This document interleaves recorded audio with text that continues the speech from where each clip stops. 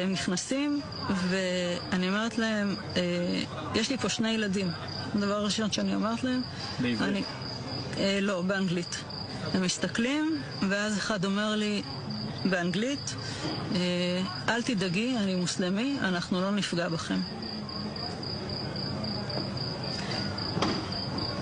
זה תפס אותי מצד אחד בהפתעה, מצד שני זה הוריד לי הרבה לחץ. וישבתי עם הילדים שלי, והמחבלים הביאו כיסא מהפינת אוכל.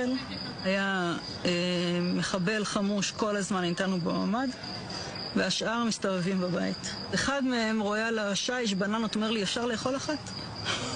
אתה לא כן, אתה יכול לאכול אחת. מה הילדים אומרים?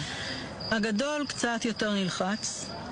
הקטנה לא ממש הזיז לה, הייתה עסוקה בטאבלט שלה. הם היו אצלי בערך 2 שעות.